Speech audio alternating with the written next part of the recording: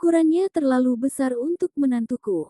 Itu yang membuat putriku selalu mengeluh kesakitan setiap kali. Bu, saya sudah mencoba berhati-hati tapi tetap tidak bisa. Pengakuan Bima yang gemetar membuat aku menghela napas panjang. Akhirnya aku mengambil keputusan. Bima, bolehkah ibu melihatnya langsung? Seketika Bima terlonjak dari kursinya. Ibu, apa maksud ibu? Tapi aku mendekat selangkah dan berbisik, ini demi Citra. Percayalah pada ibu. Dan kebenaran pun terungkap di depan mataku. Apa normal ukurannya sebesar ini? Bersamaan dengan keterkejutanku, naluriku yang telah tertidur selama 6 tahun pun bangkit. Pada akhirnya kami berdua membuka pintu tabu yang tak bisa ditarik kembali. Pukul 11 malam, keheningan yang berat menyelimuti kamar tidur pasangan pengantin baru itu. Citra, 26 tahun duduk di tepi tempat tidur menggenggam kedua tangannya erat. Meskipun sudah 6 bulan menikah, waktu seperti ini masih terasa menakutkan baginya. Ketika suara air dari kamar mandi berhenti, bahu Citra sedikit bergetar. Bima, 29 tahun keluar sambil mengeringkan rambutnya dengan handuk.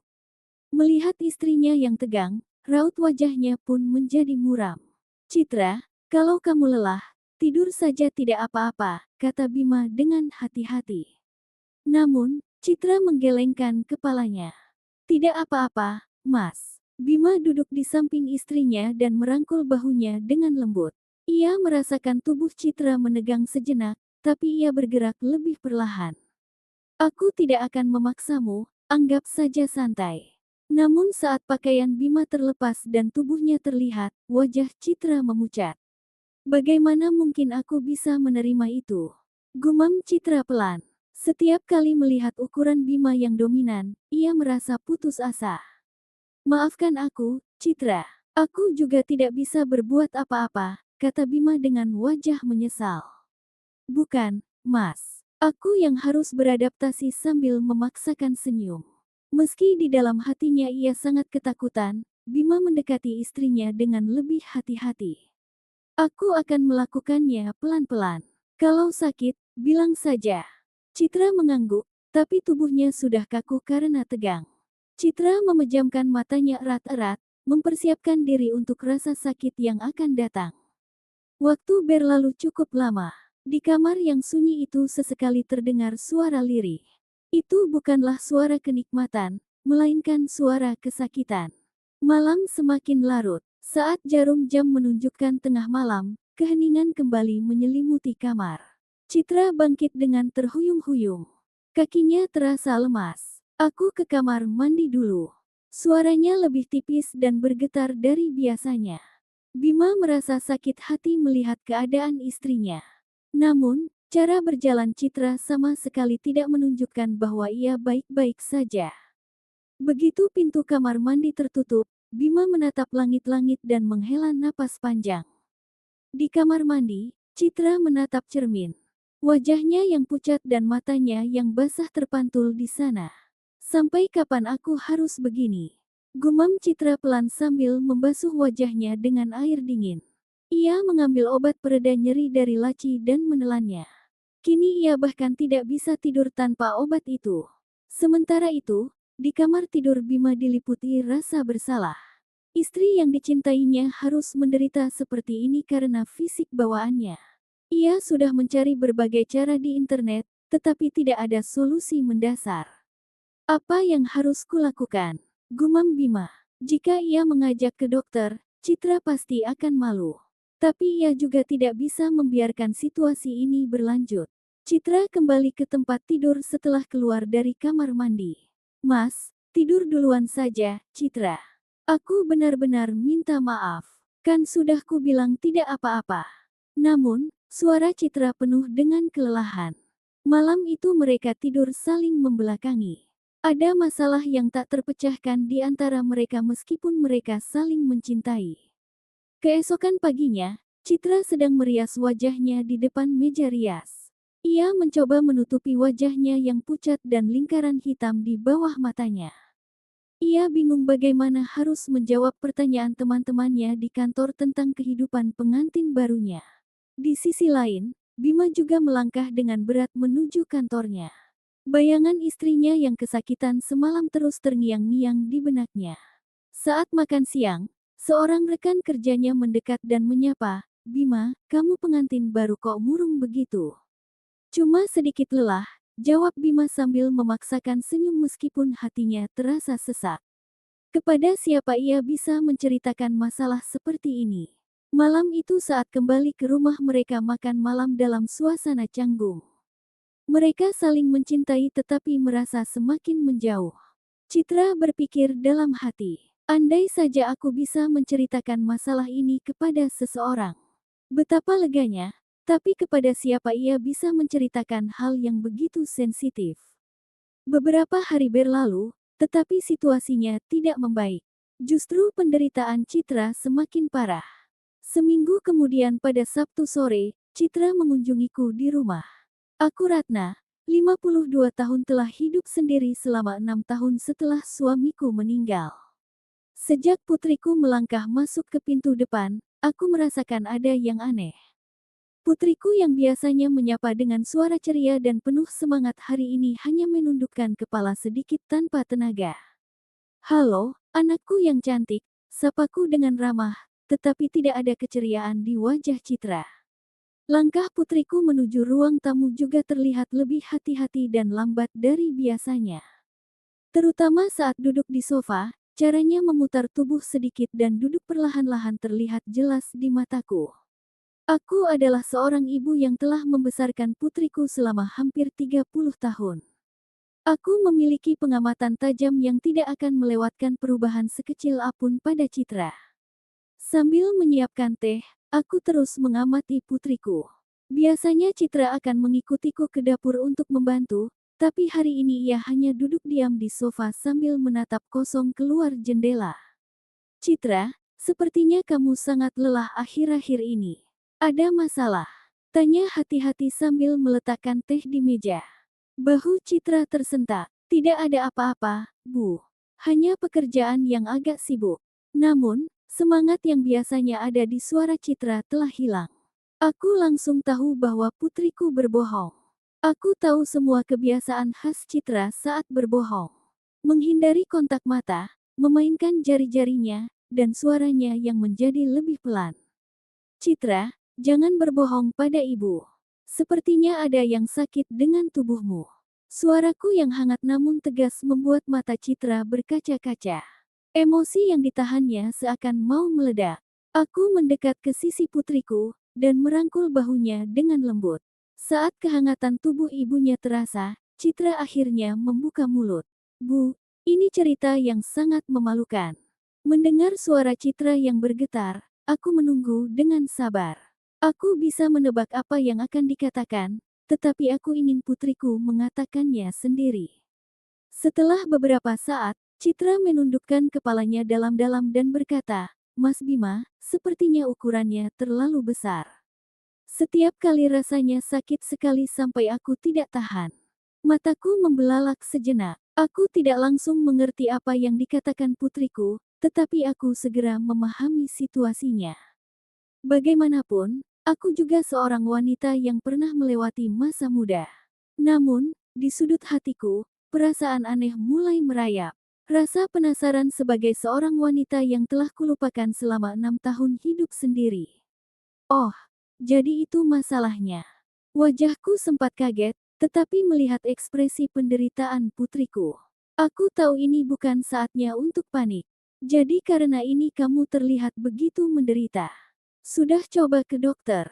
"Bagaimana aku bisa ke dokter untuk membicarakan hal ini? Aku sangat malu." Citra menggelengkan kepala. Aku memeluk putriku erat-erat dan mengusap punggungnya dengan lembut. "Tidak apa-apa, Citra. Ibu akan coba cari cara." Namun aku sendiri juga bingung cara apa yang bisa kutemukan. Anehnya, rasa penasaran terhadap menantuku Bima mulai muncul. Rasa ingin tahu tentang seberapa besar sebenarnya. Beberapa hari kemudian aku menelepon menantuku. "Bima, kalau ada waktu datanglah ke rumah ibu." Dari telepon terdengar nada kebingungan Bima. "Ibu, apa saya melakukan kesalahan?" "Bukan. Ada yang ingin ibu bicarakan tentang Citra." Ini penting, jadi kamu harus datang.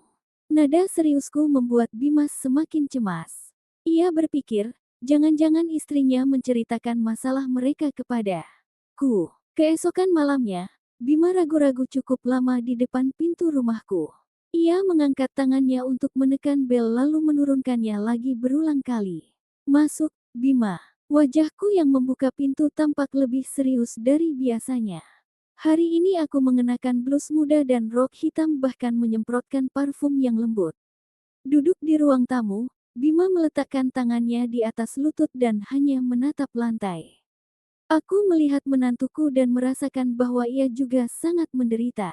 Bima, ibu sudah dengar cerita dari Citra.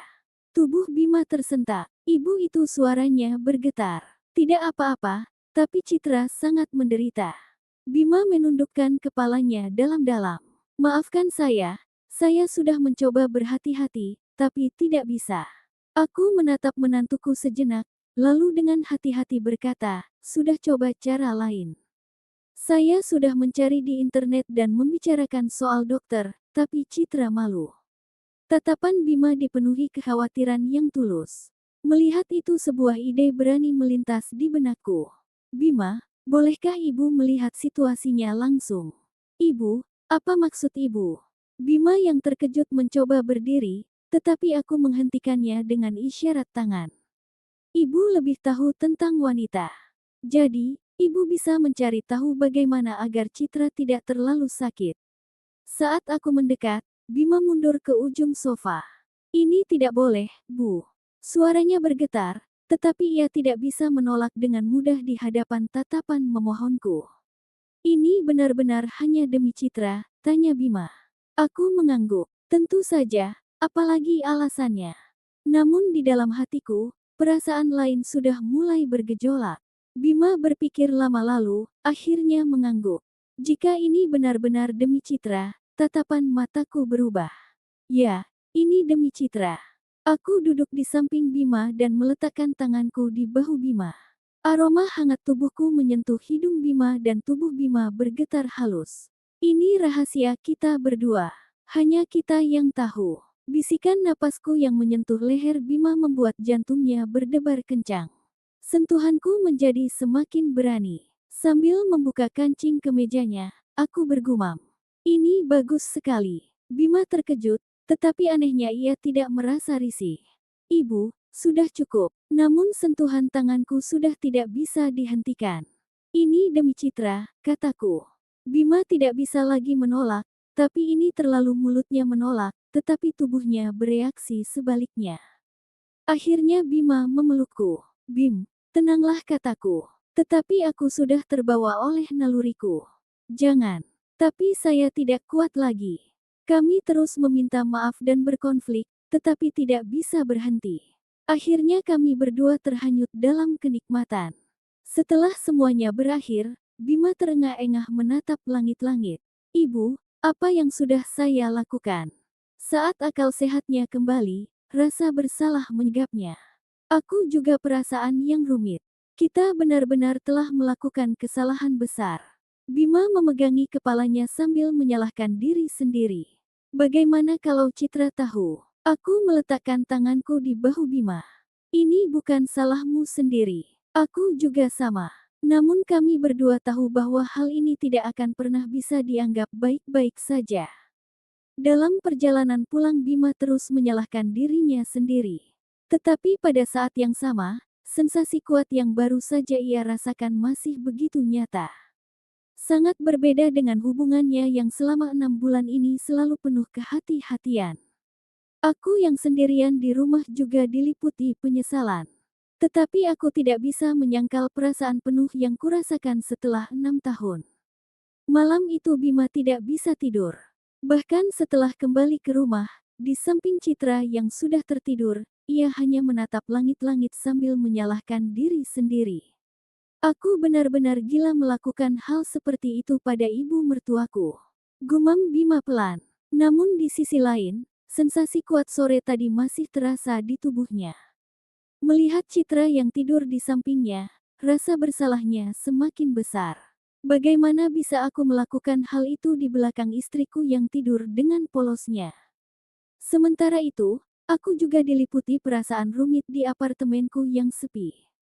Bagian-bagian yang masih terasa panas, kehangatan seorang pria dan napasnya yang berat setelah 6 tahun terasa begitu nyata. Hal seperti ini tidak boleh terjadi lagi, gumamku. Tetapi hatiku berkata lain. Sejujurnya keinginan untuk mengalami momen seperti itu lagi mulai bergejolak.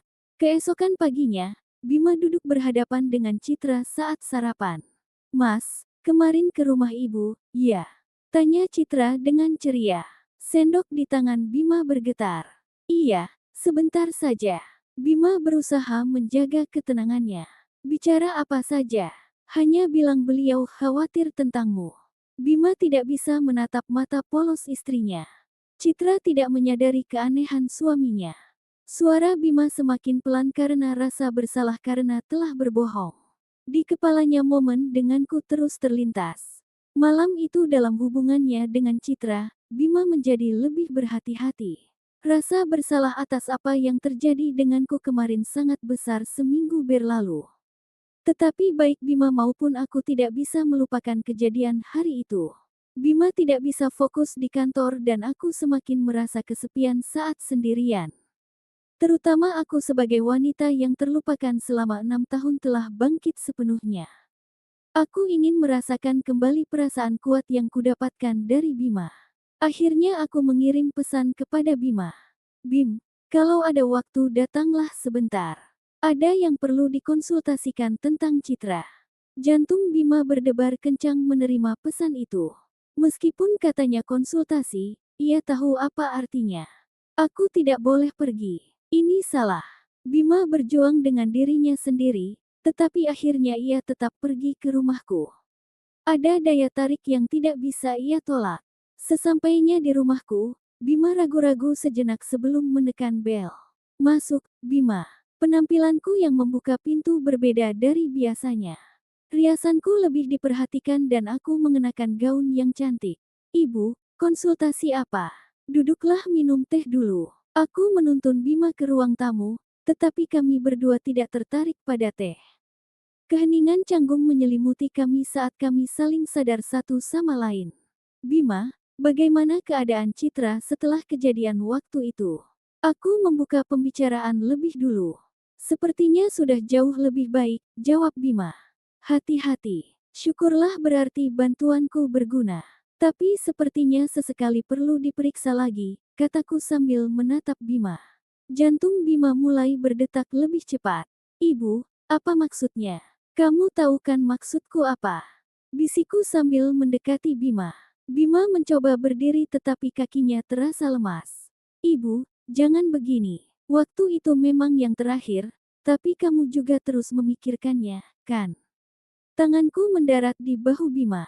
Saya benar-benar." Bima mencoba menolak, tetapi aroma parfumku menyentuh hidungnya.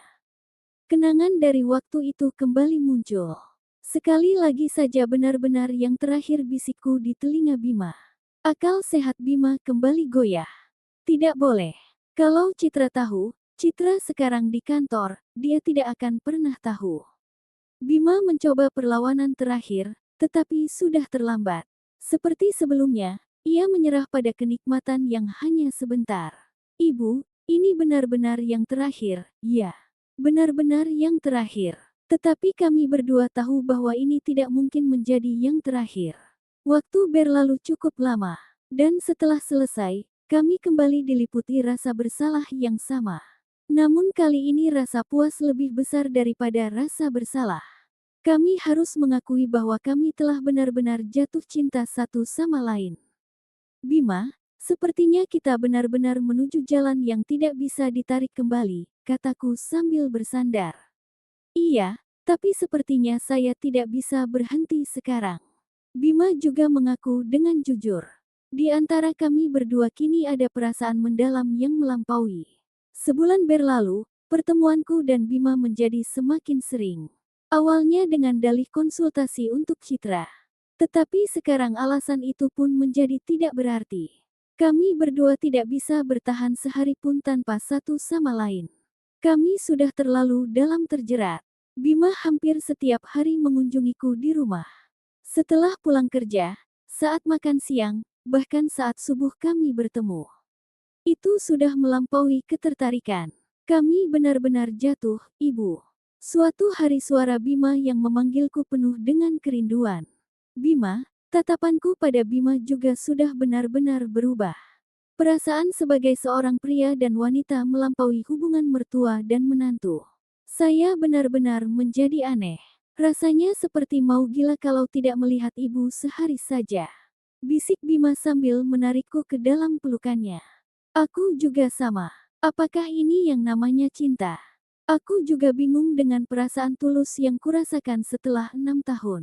Namun di tengah waktu manis kami muncul pengganggu yang tak terduga. Suatu hari saat aku sedang berbelanja di supermarket, seseorang memanggilku dari belakang. Bu Ratna, benar ini Bu Ratna, kan? Saat berbalik, aku melihat mantan rekan kerjaku, Pak Hartono. Pak Hartono, 55 tahun telah hidup sendiri selama 2 tahun setelah istrinya meninggal. Loh, Pak Hartono, sedang apa di sini? Sapaku dengan ramah. Saya juga baru pindah ke lingkungan sini. Kebetulan sekali melihat ibu. Ada perasaan khusus dalam tatapan Pak Hartono. Sebenarnya ia sudah lama tertarik padaku. Wah, berarti kita tetanggaan sekarang senang bertemu Bapak. Bu Ratna, kalau ada waktu bagaimana kalau kita minum kopi? Tawar Pak Hartono dengan hati-hati. Aku ragu sejenak, tetapi tidak ada alasan untuk menolak. Boleh, Pak. Di kafe Pak Hartono mulai membuka pembicaraan serius. Apa kamu tidak sulit hidup sendiri? Sudah terbiasa saja, Pak. Saya sudah 2 tahun sendiri setelah istri saya meninggal. Rasanya sepi sekali. Bagaimana dengan ibu? Kata-kata Pak Hartono memiliki makna yang dalam. Kadang-kadang memang merasa sepi, jawabku jujur. Namun sekarang ada Bima, jadi aku sama sekali tidak merasa kesepian. Apakah ibu ada niat untuk menghabiskan waktu bersama saya? Pak Hartono akhirnya mengungkapkan niatnya, Bu, bukan sampai menikah lagi, tapi setidaknya kita bisa saling menemani. Aku terkejut. Itu adalah tawaran yang tidak terduga. Maaf kalau saya tiba-tiba mengatakan ini, tapi tolong dipikirkan pelan-pelan. Malam itu aku menceritakan hal ini kepada Bima. Apa? Siapa yang mengajak ibu menikah lagi? Wajah Bima seketika berubah masam. Bukan sampai menikah lagi, hanya mengajak untuk hidup bersama. Tidak boleh. Bima bereaksi keras. Ia sendiri terkejut dengan rasa cemburu yang begitu kuat. Bima, jangan terlalu emosional. Aku akan menolaknya. Tentu saja ibu harus menolaknya. Saya tidak bisa membiarkan ibu direbut oleh pria lain. Pengakuan Bima membuatku terkejut. Bima, ibu, saya benar-benar mencintai ibu karena ibu itu mertuaku sudah seperti ibu kandungku sendiri. Sekarang alasan demi citra sudah tidak perlu lagi. Bima menggenggam tanganku erat-erat, mataku berkaca. Aku juga mencintaimu, Bima. Kami berdua saling berpelukan, tidak perlu lagi bersembunyi atau mencari alasan. Itu adalah momen di mana kami mengkonfirmasi cinta sejati kami sebagai menantu dan mertua, layaknya anak dan ibu. Namun Pak Hartono tidak mudah menyerah. Beberapa hari kemudian ia sudah menunggu di depan rumahku. Bu Ratna, sudah dipikirkan tawaran saya. Maaf, Pak Hartono, saya rasa belum saatnya. Pikirkan pelan-pelan, saya bisa menunggu. Pak Hartono menyerahkan seikat bunga dan akhir pekan ini saya tahu restoran bagus. Maukah pergi bersama? Sebelum aku bisa menjawab, pintu lobi apartemen terbuka. Bima muncul. Oh, selamat sore. Sapa Bima pada Pak Hartono. Pak Hartono menatap Bima dengan curiga. Selamat sore. Saya teman kerja lama, Bu Ratna. Kalau boleh tahu, Anda, saya Bima. Saya menantunya, jawab Bima dengan sopan. Tetapi di dalam hatinya amarah membara, pria ini membawa bunga untuk wanitanya. Oh, menantunya senang bertemu. Pak Hartono menyapa, tetapi Bima menanggapinya dengan dingin. Bu Ratna, saya tunggu jawabannya. Setelah Pak Hartono pergi, Bima bertanya padaku, apa yang mau dilakukan pria itu pada ibu? Tenanglah, Bim. Sudah kubilang aku akan menolaknya. Tapi bagaimana kalau dia terus mengikuti ibu seperti itu? Jangan-jangan kita bisa ketahuan. Kekhawatiran Bima masuk akal. Karena Pak Hartono, rahasia kami bisa bahaya. Lalu apa yang harus kita lakukan? Aku juga ikut berpikir. Ibu harus menolaknya dengan tegas. Lalu Bima menatapku dan berkata, saya tidak akan pernah melepaskan ibu. Saya tidak akan membiarkan pria manapun merebut ibu. Hatiku berdebar mendengar tekad kuat Bima. Aku bahagia ada pria yang begitu. Namun pada saat yang sama aku juga cemas. Aku tidak tahu bagaimana situasi rumit ini akan berakhir. Pak Hartono tidak mudah menyerah. Meskipun ditolak, ia terus berada di sekitarku mencari kesempatan. Dalam prosesnya ia mulai menemukan keanehan mobil seorang pria muda yang sering terlihat di depan rumahku. Dan setelah mengetahui bahwa pria itu adalah menantuku, kecurigaannya semakin besar. Suatu sore saat Pak Hartono melewati sekitar rumahku, ia menyaksikan adegan yang menentukan di pintu masuk apartemen. Itu bukan sekadar sapaan biasa. Wajah Pak Hartono seketika berubah. Apa-apaan itu? Menantu dan ibu mertua. Pemandangan yang sulit dipercaya, tetapi ia melihatnya dengan jelas. Malam itu, Pak Hartono meneleponku. Bu Ratna, bisa kita bertemu sebentar? Ada hal penting yang ingin saya bicarakan. Aku merasa cemas mendengar nada suara Pak Hartono yang berbeda dari biasanya. Tentang apa ya, Pak? Sepertinya harus dibicarakan langsung bukan lewat telepon. Keesokan harinya di kafe, ketegangan terasa di antara kami. Pak Hartono membuka pembicaraan lebih dulu. Bu Ratna, kemarin saya melihatnya. Melihat apa, Pak? Tanyaku panik. Tetapi aku sudah tahu jawabannya dari tatapan Pak Hartono. Anda sedang bersama menantu Anda. Wajahku memucat. Pak, itu Bu Ratna.